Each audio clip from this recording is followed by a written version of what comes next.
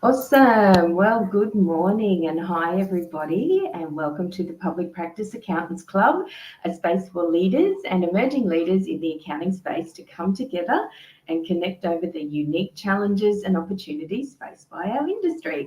So, be at the forefront of transformation in the industry, make valuable connections, and hear some great conversations. And of course, the bonus is you get to earn some CBD points for tuning in. So, our topic this morning is striking the balance, navigating mentoring, training, and development for team and personal growth. So, I'll quickly just introduce myself this morning. So, hi everyone, I'm Linda Steffens, accountant, author, and coach, and I particularly love to talk about the business of accounting, business advisory services, and leadership in public practice. And of course, my amazing co-host is with me this morning. Good morning, Kyelie Baxter. Good morning, Linda. Yes, quick intro for those of you who don't know me. My name is Kyelie Baxter. I own and operate an accounting firm here at beautiful Burleigh Heads on the Gold Coast. And I suppose today's topic is something that I'm really passionate about because I've been a business owner for 20 years this year. So I've had a lot of staff. I know. Do you know I nearly missed the milestone and somebody pointed it out to me over on LinkedIn. So that person got to rely on your people, right? Oh my goodness. Time flies when you're having fun. That's what I'll say, Linda. Absolutely. But, you know, like over that course of time, I've had so many opportunities to mentor staff and really watch them grow. And I've got some really cool stories to share about that today. Excellent. Well, we look forward to that because as always, I think there's some great nuggets that come out of our conversations. So whether you're listening in live over on LinkedIn or on the Clubhouse app, or even replaying this after the fact, I'm sure you'll take away something amazing from our conversations because I learn so much myself. So it's always good. Yeah. All right. So are you struggling to strike the right balance between mentoring, training, professional development, personal growth, not only for your team, but also for yourself as a leader? So we understand the challenges of keeping your team well equipped and trained while also nurturing your own personal and professional development. So this morning we'll hopefully provide you with some valuable insights and practical strategies to help you navigate through this multifaceted and very complex landscape so that we can foster some holistic growth, which is, I think, what we're all after. So first off, I think we kick off by just saying that we're not talking about technical training here, are we, Kyelie? I think it's about personal growth. Not professional development in that space, Yeah, absolutely. So, and I do see what I see generally in the accounting industry when I'm out talking to accountants is that there is actually, I would say in most cases, a general lack of planning for personal development in the accounting industry. We can be so very focused on our technical training, but can sometimes really quite miss the mark on some of this personal growth. So I don't know that we've quite had our eye on the ball for this one for quite a long time, and it's affected our ability to manage and lead people, and of course then with some long-term effects if we draw that bow right out, the industry as a whole might be paying a bit of a price for that. So there's very heaps of competing priorities, so that's always there, that's always in our role, and that's difficult to navigate. So we've got workload, we've got staffing and capacity issues, technological changes, legislative changes, cash flow. It just keeps going and going as a business owner and a leader. So we get it. We understand. So we're here to help this morning, and that's what this is all about. But I think the first thing that I'd like to say, if you don't take the time to develop both yourself and your team outside of professional development or technical training, then both you, your team, and your business will actually stagnate. So is that something that's come through in the time you've been in business, Kyelie? Yeah, I think it's about the responsibility of your personal professional growth. Okay. And who takes that responsibility? Is the onus on the employer or is the onus on the employee? And my personal opinion is it's a two-way street. It has to come from both. Yes, because if, as the business owner, you're invested in your team's personal and professional growth, that's great. But if they don't care about that and they just, you know, want to do their job and go home and that's all, that's not going to work either. So it's definitely a who is responsible and taking some accountability for that, because mentoring is, you know, when we talk about mentoring is a skill that needs to be learned. Yes. It's not something that comes naturally to a lot of people. No. So when we talk about professional growth or personal professional growth, it's not as easy as, you know, chucking on a Tax Nuggets or an NTAA video once a week and ticking the box. It's very different, and it has to be personalised and unique for each one of your team members, just like it has to be personalised and unique for ourselves. The other thing I think that we should talk about early on is seasons. Oh, okay. You know, this is not something that you can do super well 100% of the calendar year. No. We all go through seasons, and that might be changes in team dynamics and the culture of your firm. It might be us as business owners, our own needs and requirements outside of the office that might not really allow that extra time thinking, planning, considering that personal growth. So we all have seasons, and I think if this isn't something that you're super on top of right now, see it as an opportunity, not something that you're doing wrong or, you know, that your team or yourself are missing out on. It's definitely an opportunity to improve that workplace culture. But also we shouldn't be so hard on ourselves, because it's ebbs and flows, right? Like this is not, our core business is not this. Our core business is servicing clients. Correct. This is something that can support that though. Absolutely. It's all about being kind to ourselves and kind to everybody else. And that's very, very important, something we probably don't focus on quite enough. We're very able to look at our downfalls or what we're not doing well, and there's just so much on our plate all of the time. So yes, you're right, absolutely. So I thought too, where we could kick off as well is just looking at what we're talking about this morning as far as definitions. So the difference between mentoring and training and what that means, because out there in the marketplace, our suppliers are all there doing a little bit of this and a little bit of that, and sometimes they'll use a term, but it could actually be something else. So, you know, I think you've got to understand what it really is that you're perhaps investing in or even looking for. So to me, of course, I did a bit of research and went off and looked at what mentoring is. It's sharing of knowledge, skills, and or experience between an experienced person and a lesser experienced person to help the other one develop and grow. So it often involves advice through lived-in experience. There's no performance measurement as such in the traditional term of mentoring.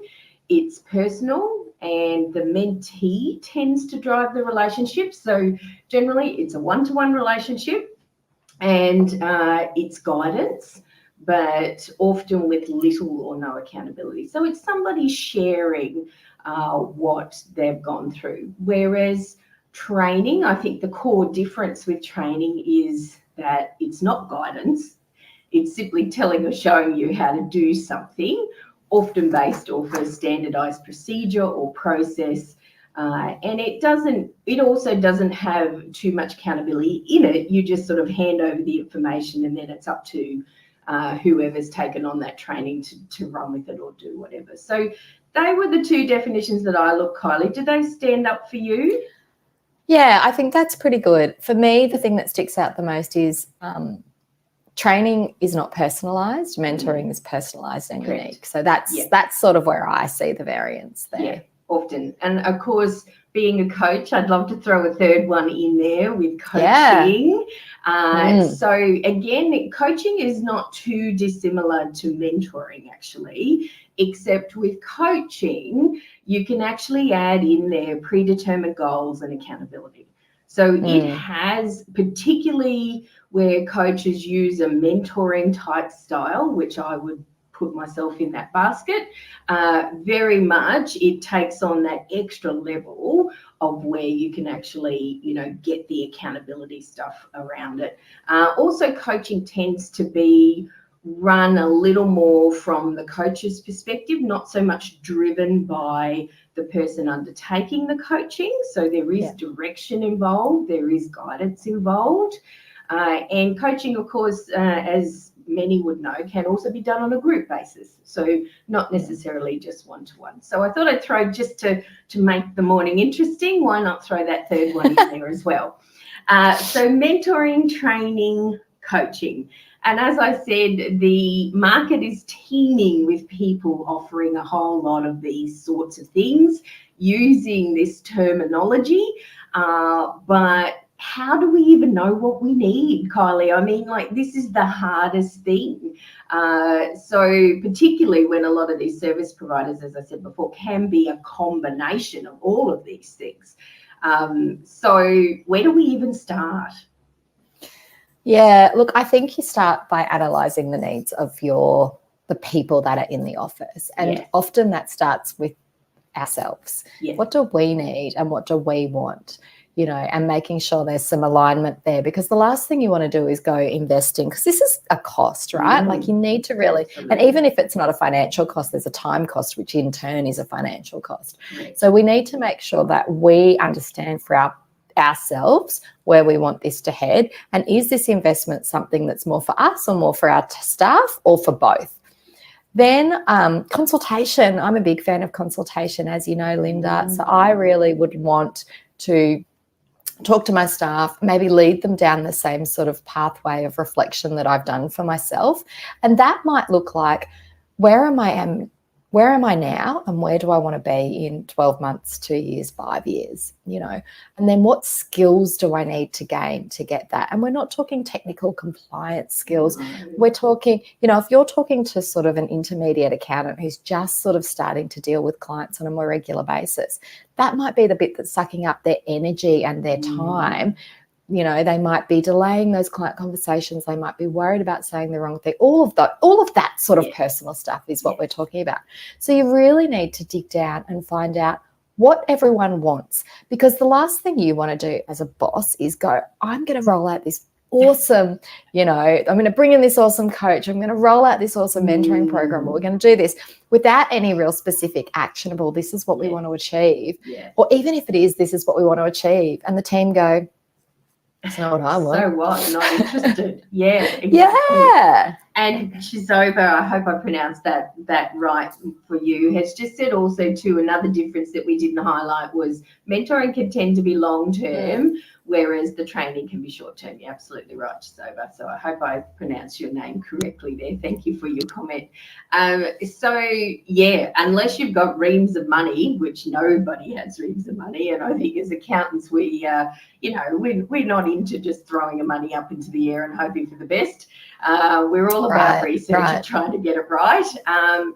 You're absolutely right, Kylie. The place to start is some time and some planning. And if there's a general theme that goes through all of our chats, I think it's about planning and taking a strategic approach to a lot of this practice management, and if we're not doing that or can't find the time to do that, then we probably need to move the needle a little bit there.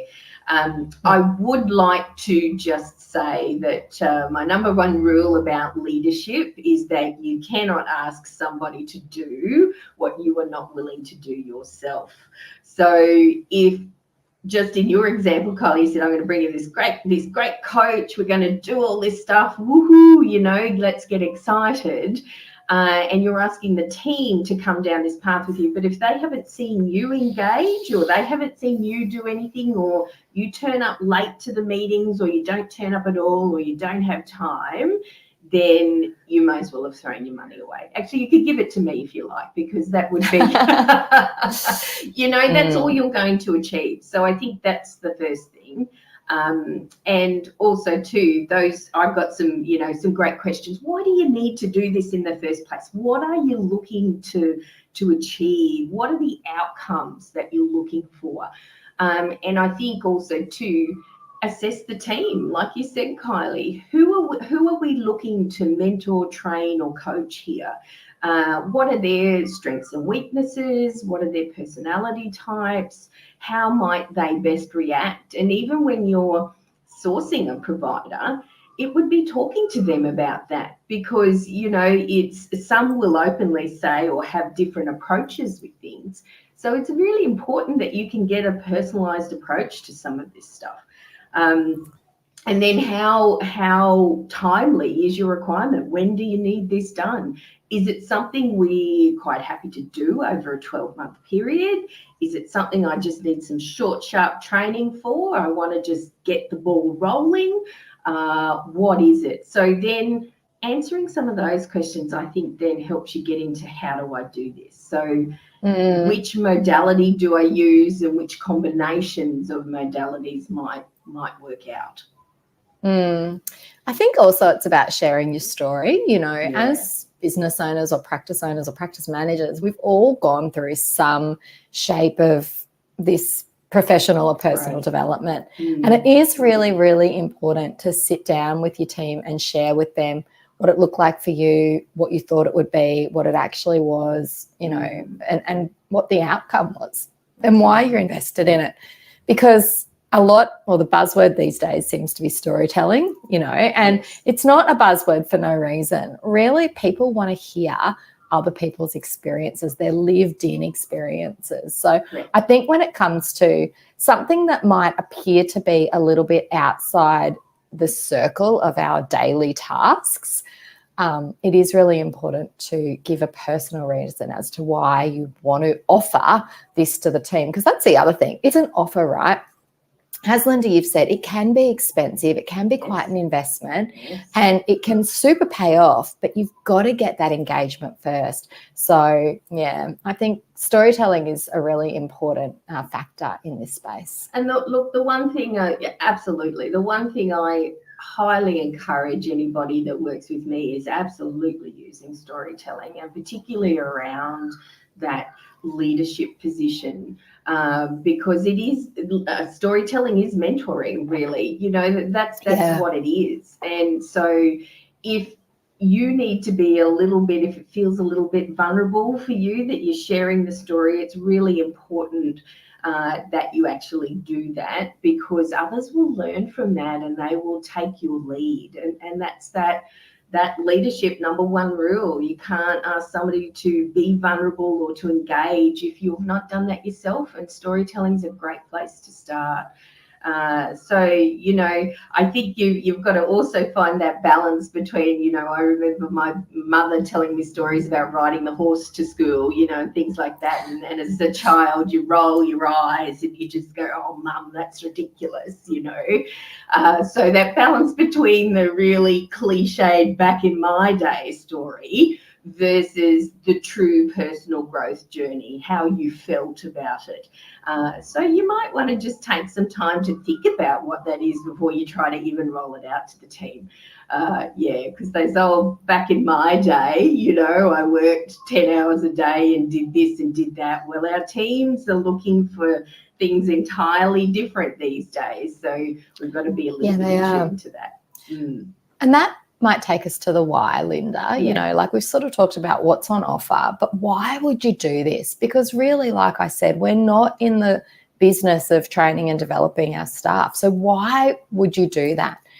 And the answer for me is it's about investing in the team, which is investing in turn in your own business. Correct. When you invest in people and you take them on a personal growth journey, they become better at their jobs. You know, you're giving them the tools and techniques to become better at the work. So that might be an increase in efficiency. It might be an improvement in attitude. It might be a reconnection to your company mission and values. There's so many things that can come from this mentoring or coaching, or just really focusing on the person as a real person. often we look at people and, you know, it's an older school thing now, but it's like leave your personal life at the door. That doesn't really happen anymore, which I'm glad for. Yes. But we don't look at our staff as whole people. You know, we need to remember they've lived this whole life before they get in the door at 8:30, 9 o'clock. Yes.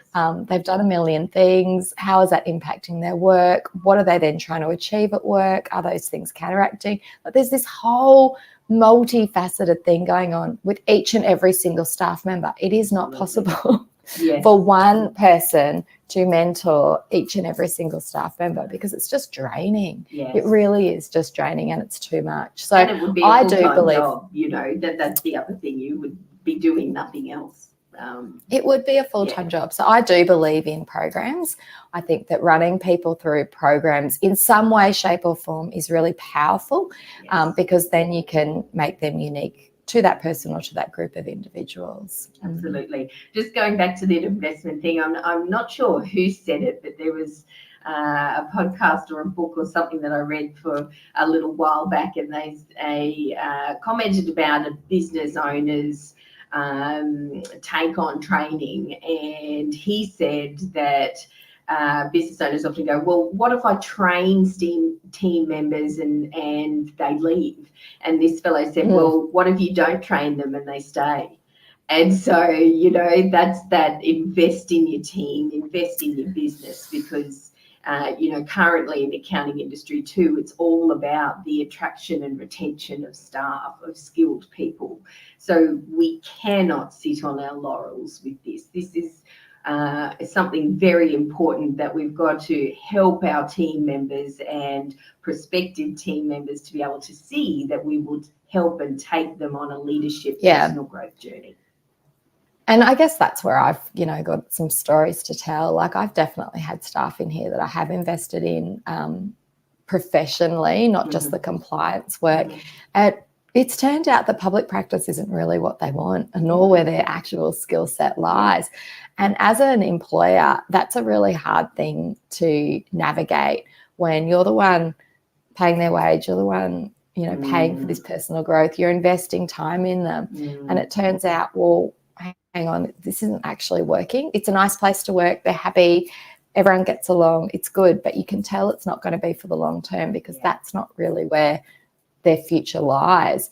And the way that I have come to personally, I guess, become okay with that is to think if that person really doesn't want to be here, and it's not because they don't like it or they don't like the clients or they don't like us or they don't like the work, but if they really want something different for themselves, then we really need something different for ourselves too.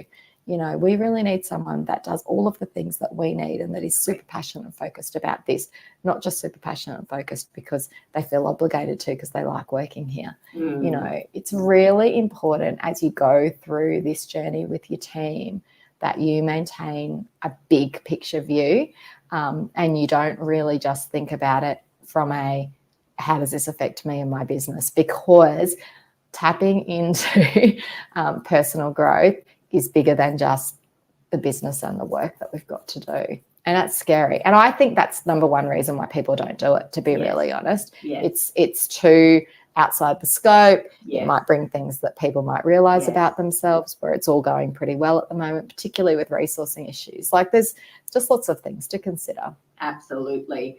And I definitely believe it is outside of our scope. You know, it's not something we naturally head towards.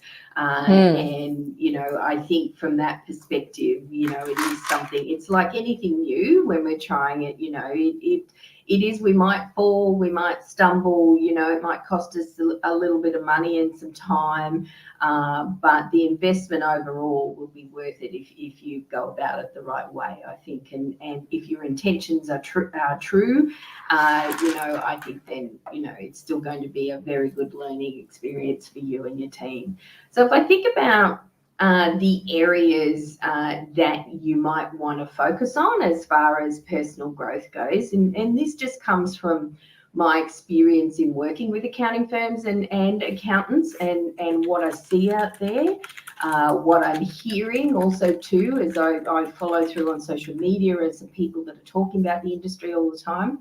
But I would say there's 4 to 5 main areas, I think, around personal growth that we could really, put a bit of attention on. So the first one I've already mentioned, which was leadership. So I think that understanding what leadership is and how to go about that, because if we think about the traditional professional journey that we often take in public practice accounting, you can come into a firm, you do very well, you hit all your targets, you're good at your work, and then someone automatically says, oh, now you're a manager. Yay, and you've got to lead this team. Okay, great. Where the heck do I start? And so I don't think, and it's been an ongoing thing. This has been happening for years and years and years in the accounting industry. So the only role model you've got is the person before you, which the same thing happened to. So, that's not a great step into leadership and management right there. It's just thrown at you, and, you can often be left to your own devices. Some of us come by some of those skills a little bit naturally, others not. And it's a sink or swim situation. So I think leadership is certainly one that we could understand. And whether you're new to accounting, new to your role, I think if you can understand leadership, because it can be applied at every sense in the word, in your personal life and your professional life. So it's only going to be a good thing when perhaps you do get thrown into a management role, that you've got some understanding. So leadership, people management, communications, the other one. I don't know, well, I do know that from looking at countless amounts of accountants' profiles over the years, that communication is also not our biggest strong point. We can be a little bit better at that. So understanding why is really important, because when we understand why, we understand where we are and our strengths are, then you can do something about that. But if you sort of just know that's me, you just got to take me as I come, I think that's, something that, maybe not the best attitude to that. Commerciality, business acumen is another one that we see. And dare I say it, the S word, but sales. So they would be the areas that I think. Now I'll stand up and say I do not like that word sales. I don't think it is necessarily appropriate. It's all about how you define it. For me, it's about positioning what we do in a way a client can understand. So that's how I define that. And I think a lot of traditional sales techniques are not taught in the right way for the way accountants communicate. So that's the first thing I'll say about sales. But there are those areas that I think are very important for us as far as personal growth goes. Yeah, look, I don't disagree. I'll touch on the sales one. I always talk about that as our objective is, like, we're a service-based industry. So what we want to do is we want to help our clients as much as possible. So it's our obligation to tell our clients about the services that we offer if we think it will help them. So I suppose that's not a real hard sales pitch as far as, we're going to sell something they don't need. It's more about being able to identify from what a client is telling us where we can help them more. So that's what I always talk about. But I guess, Linda, and this would come under your leadership, the biggest one that I think people struggle with is mindset. Yes. And it's about taking a lifelong learning approach. So people think, awesome, I'm a manager now. I know everything there is to know. And it's like, let's leave the compliance alone, because that's another story in itself. Yes. But it's like, no, you don't have 5 years experience and now you've got it nailed. We are and we're all in businesses that are evolving and changing, be it through tech, be it through culture, be it just the changing needs and desires of our clients. It's really important to adapt a lifelong learning approach, because really that just continuously helps our understanding of ourselves and the world around us, I suppose. And I think that's where people really fall down. They sort of think, okay, I'm here now. It's a leadership thing. I've done it. Tick the box. But no, we need to. And personal development comes under lifelong learning, because we're still for our lives, we're learning about ourselves. So that may or may not fall under your leadership banner. I'm not sure. No, absolutely. I think it absolutely does. Whether we're leading ourselves or we're leading others, it's the same thing, really. And you're right, mindset absolutely is very important, because we can know exactly what we want to do, strategy, and the application of a lot of techniques or whatever we've learned makes sense. Yes, of course, I know I should have regular conversations with my team. But do I do it? No. Well, that's often then a mindset issue. But I had client work that I needed to do, and that was more important than having that meeting with my team member. Well, was it? Or is it because I felt uncomfortable having the meeting with the team member? And so I presented a very good argument for myself around that. Something that no one can argue with as well. So because it's ourselves. correct, because it's ourselves. So that's mindset. And I think too, because of how we've been trained professionally, is we've been so used to this huge amounts of information coming at us with legislation changes, all of these different things in a technical aspect, that we've got to go in, I've got to learn it, I've got to apply it, and I go away and it's done. Well, of course, you've got to keep using it, but I think we're used to that sort of approach, and it suits us. So this whole trying something new and really putting yourself under the microscope and taking a good look in the mirror, that's really confronting with regard to personal growth. So for yourself, I think having somebody that's really in your corner, that is going to be kind, help you to be kind to yourself, but help you realize some of these things, is a good thing to have around. Yeah, and I think as business owners, we really need to see the value in this space. It's that whole analogy of, well, if you water your grass, it gets greener and more lush and more beautiful, and you enjoy looking at it more. It's a little bit the same with our team. We really need to invest in them to enjoy it better. You talk about just general relationships between partners, husbands and wives. If you just don't speak to them, it's just passing ships in the night, you don't really feel that connected. Whereas if you sit down and you carve out time and you make time to speak to your spouse, you get that genuine connection.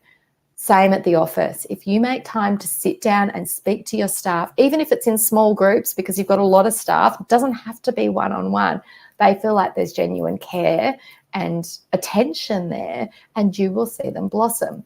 So I think while we've spoken quite big picture about coaching and programs and that sort of thing, you can start with the smallest little task and really see a difference. And you just have to ask them questions. And Linda, you and I talk about the value of good questions often, that you have to ask them questions. Where do you see yourselves? What are your bugbears? Leave the clients and the tax and blah, blah. What do you enjoy? What's the part that you enjoy most? Absolutely. And I think that the most important part of asking questions is to go into asking those questions thinking, I'm just seeking some information here. I don't have to have any answers. So I think as the professionals that we are, we go in thinking, I've got to solve everything. We feel that real burden of thinking, I'm the problem solver. I've got to have the answer. And so therefore, it actually stops us from asking questions, because what if this team member tells me something I don't know how to deal with?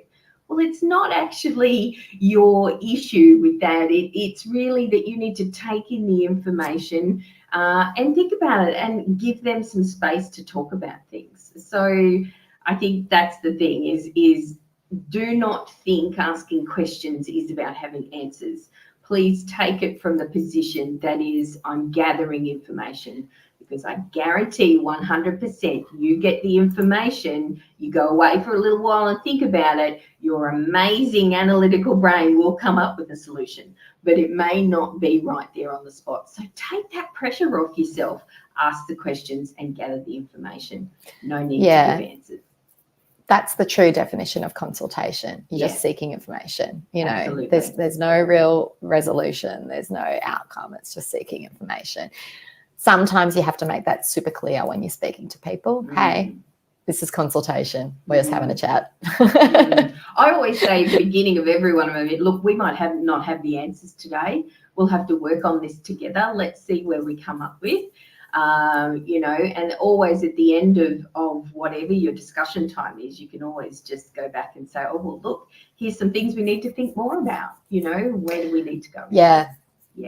Out of the thing that I would say consistently across my many years with many staff that have come and gone over the course of those years is I have seen an uptick of EI almost in every single person that I've seen either go through a mentoring program or coaching or whatever. So EI, emotional intelligence, obviously.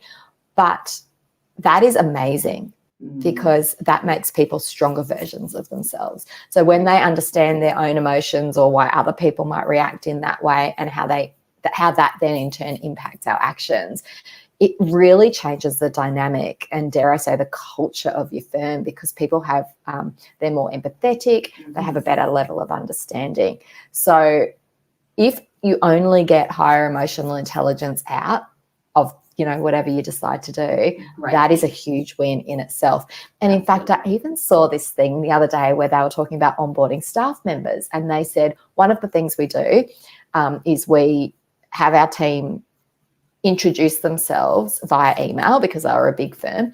And at the bottom of their email, just before their footer, they talk about their own personal likes and dislikes on how they like to be addressed. So, I'm a very formal person. And it's just good. These are the things you want to know. Like someone said, I'm a very formal person. I don't engage in chit chat. But if you need to speak to me about something, please make a time and I will give you my full attention. Whereas if you sort of approach them water cooler style, that's not going to work for them. I really liked that in some ways, and I think in some ways that would work, especially for large organisations. In other ways, that might be a bit odd, So I think, but I thought that was cool. They've all been through this program where they all know how they like to deal with their colleagues and how they like to work and operate, and they're just being really upfront about that. I think that's a great thing. I also think too, we're all different. We all bring our own special recipe to the table, right? And I think, something I've also seen is the tiniest little thing, but saying good morning or see you later in the afternoon, huge. Some people... It's a bugbear of mine. Yeah, I know. I can see you reacting to this. For those of you, Kylie's rolling her eyes and going, oh, yes, I'm going to talk about this. But, the thing is, some people will get very offended if you don't say good morning to them, because they make a point perhaps of going and saying good morning to everybody. Or somebody also, too, in the same sort of strain, may think, oh, they've just run away and not said goodbye. I don't even know that they'd left. So just some of those really small professional or personal courtesies, I think sometimes we can miss some of them as well.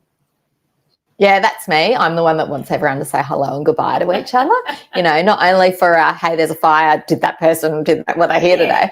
But really just from a professional courtesy point of view, I get really sad because my team are mostly open plan when they decide to come to the office. They're mostly open plan, and I sit just off that open plan space, predominantly because I'm very noisy. So I take a lot of meetings. I'm a loud talker, I do all of the things, and I'm just a distraction out there. They don't want that, right? But then sometimes, I can actually sort of hear them vaguely come in and be talking to each other. No one says hello to me. Hello. I'm friendly. I'm nice. And it's really, we had a chat about it, and really what it came down to is people know that I'm an early person, so I'll get in earlier and start my day earlier. And that really works nicely for me. And they don't want to interrupt me. Yes. They don't want to break that flow. They sometimes when they leave in the afternoons, I get goodbyes more often than I get hellos. Yes. And I'll be so deep into my work that if they just sort of stand, 3 meters away and go, bye. Yeah. I won't even notice. You. Yes. I liked it a little bit. I don't know. Yeah. So, it's an interesting dynamic. And that comes down to communication, emotional intelligence, that not networking, but and I don't want to say culture again, but it's the real integrity of the team, you know, where we stand, how we fit. Like they are all fine with saying goodbye. Like they know if I don't respond to them or like I'm like this, busy. they're just, yeah, she's just in her zone. Yeah. She'll get to 5:30 and go, where did everyone go? Everyone's Because that's gone. pretty much what happens every single day. Like, what time is it? Like I just get in the zone. But yeah, like I have to generally say to people, I really want you to come and say hello in the morning, because otherwise it sort of doesn't start the day off on the right foot for me, you know, because if I come in late, I make sure I go and say hello to everyone. And that's just a personal thing. Some people are like, seriously, Kylie, you're ridiculous. What a waste of time. That's what I want. That's what works for me. Well, that's it. And I mean, you're the leader of the firm. So I think, you know, you definitely get to set some standards around those things. So, you know, and I think that's important. So that stems right back into that leadership thing that I've been, you know, that we've been talking about. But I just wanted to throw in here too about personal growth and some of these areas that we talked about. So leadership, people management, communication, commerciality, and sales. And they may not be our strong points, or we may not know how to go about them. But I want to talk about getting some help for ourselves and putting ourselves out there versus abdicating the responsibility. So I think that's an important thing. So there's plenty of us out in the industry that, you know, will help you undertake your own personal growth journey as well as that of your team. You know, there's a lot of us out there. We do exist. You just have to go wandering around on LinkedIn and you'll find us. So, you know, we are there. But the thing that I often find, and I've certainly been in this situation, is where the owners of the firm or the partners of the firm, it's a bit like what you said before, Kylie, we're going to bring in this coach, we're going to do all these amazing things, but then the partner or owner of the firm does not necessarily engage. And it then is an abdication of the responsibility, which again goes nowhere. It's the big words today, Linda. I know, aren't they? We know, I'm going to use the simple word. We know that when you avoid your responsibility, there's consequences, right? Yeah. Like really people, it creates distrust. People are like, why do we have to and you don't? It creates different levels of context. You know, do they think they don't need this? Because I really think they need this, which then leads to, you know, a change in morale and motivation, and then that leads on to poor outcomes in their work, you know, because it's just down. So what you were actually trying to improve and help has had the complete opposite consequence. I think personally there are times where the owner does not have to be involved. No. But what that has to happen is it has to be clearly communicated as to the how and the why. So as an example, one of the cheap free things that I love to do is recommend books to my team and go, we're going to start this mini book club. Yes. I've read the book. I've read the book already. I think we should do this one. Has anyone else got any options? Blah, blah, blah. Let's say we land in my book. Okay, everyone go and read it. I'll buy them all a copy, or I'll download it to their device, or whatever their preferred method of reading is, or maybe audio, whatever. Just make it happen. And then I don't actually participate until everyone has finished that. Yeah, till the discussion. Because otherwise I might accidentally talk it in advance about some things, but I make sure that they have regular check-ins so that we're not waiting 3 months for everyone to finish and no one knows where things are at. So I think there's a time and a place where you're doing this sort of, you know, let's work on ourselves to be better in all aspects of our lives, that the owner doesn't necessarily need to be super involved, but you need to communicate why you're not going to be involved. I'm going to come in at this checkpoint because I think it's really important that blah, blah, blah, blah, blah. Does that make sense? Absolutely. So, yes, let's differentiate that with being involved in everything versus perhaps still doing something for yourself that perhaps the team is not doing but is pushing you personally still. So, that's a great example, is that, you know, you've already read the book you want the team to read, you're going to come in at the discussion point. But maybe you're off reading another book that is not appropriate for the team and is a personal challenge of your own. So to be able to stand up in front of your team and be able to, you know, show them that you're off doing other reading because you're not involved in this particular reading project is, I think, very important, because it's really around credibility and integrity, you know, around that you're actually doing some of these things, not particularly at the level or at the area that your team is needing, but something further down the track, or, you know, at a higher level. So I think that's the important thing, because if you're not pushing yourself in some personal growth area, then why should your team do it? And I think we are coming obviously to the end of the conversation. So I really just want to share some variances in the scale of what you can do in this space with your team. And I just gave a really good one, which was like start your own little book club. That works really well with organizations of all different shapes and sizes, because you can do it in teams and then bandy it around. Yeah. Podcasts, exactly, however you learn. So we've got very low cost things that you can do to invest in your team. Please don't be put off by doing this whole personal professional growth development thing because of cost. There are certainly lower level things that you can be doing, even if it is as simple as a book club, even if it is pairing people together, doing consultation and then pairing people together that have strengths and weaknesses in those areas, and just acting like, you know, like it's like speed dating, but for personal growth, right? Like you're putting people in your team together. And that works super, super well in medium-sized organizations where people do have that relationship with somebody else, but they might not work with them every day and might not know that that's where their skill set lies. You just have to make sure that you're not taking advantage of these strong people and always using the strong people as the mentors. They also deserve to be mentees. So there's heaps and heaps of relatively low cost options that you can do as long as you set them up properly before you need to really go to, let's bring in a coach, or let's do this leadership program, or let's do this. And sorry, Linda, because I know you're a very, very good coach, but as you know, how good is it for you when you go into an organization and they've done some base level work because they're ready, fabulous. They're strapped in, they know what it's like, they're engaged, they're on the bus, they're not sitting there like, who are you and what does this have to do with tax returns? Exactly. And you've got to come in at that base level and build all of that trust and credibility. And yes, it is amazing because we get to do the higher level work that we're here to do. Yes, of course, we're happy to help out wherever we need to help out. But yes, you're 100% right. And regardless of where you're at on your personal growth journey, no one is ever beyond mentoring, training, or coaching, because as you said before, it's a lifelong thing.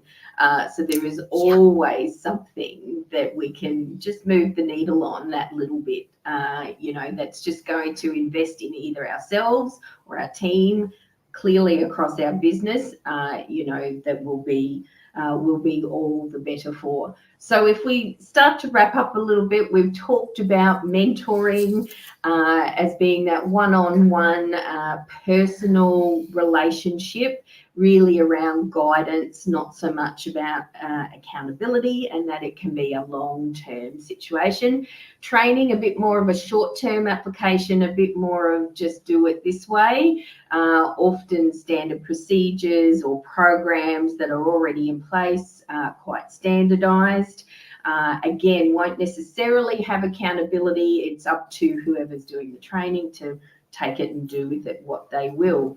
And of course, then coaching, which I think has a little bit the best of both worlds, which can still be that personal guidance and support, but it's driven more by the coach, and it's around goals and accountability more, because, you know, if you're paying somebody to do those sorts of things, we're wanting to be able to get you results. That's what it's all about. We're wanting to deliver the outcomes for you as well, so that you see value in what we do. But I think the key takeaways too for me have been about making it strategic. Plan. You know, look at what you're trying to achieve here, what your role is in that, and what you could perhaps do better to lead your team. You know, I think that's one of the biggest ones. do your research. I think take some time. You don't have to just jump in straight away and grab the first person that comes across your desk or across your social media. I think do the research, talk to somebody perhaps that has used them before, get some recommendations. Very, very important. But I think ultimately when we're talking about personal growth, it's about investing time in short, sharp bursts of I can just do it and it's done. It's a lifelong thing, as you said, Kylie. Great wrap up, Linda. That was awesome. There you go. So I hope that everybody's had a great morning with us, or listening to this morning and taken away some great things from that. I think there's been some absolute nuggets in there. And I just want to take a quick opportunity. I know, Kylie, you're off on a trip to go speak in Singapore. So that's going to be exciting, and we look forward to hearing all about that and bringing back some nuggets from that. Yeah, one of the topics that I'm talking about is humongous. I'm not going to share it now, but I think that definitely we should explore it. We'll see where things go. Awesome. So keep close tabs on us, because we've got some new content coming along. But next month, I know this would have thrown everybody a little bit this morning. The live show is being done on a Tuesday morning instead of a Wednesday morning. But next month, we are back to our usual first Wednesday of the month. So be sure to pop that into your calendar. You can listen to us on LinkedIn or via the Clubhouse app. So next month, Wednesday, 1st of November, it's November already, this is crazy, at 7 a.m. Australian Eastern Time, we'll be chatting about difficult conversations, part 3, our third difficult conversations chat. And this one is about navigating conflict with our business partners. Something again that maybe we put in the too hard basket sometimes. So we'll unpack that. And again, I hope, of course, you'll get some amazing information out of that. So have a great day, everybody. Have a wonderful month. Thank you, Kylie, once again. Thank you, Linda. You do all the heavy lifting. You're awesome. Have a great month. Speak to you soon. Effort. Yeah, can't do it on my own. And we'll talk to you all soon. Thanks, everybody.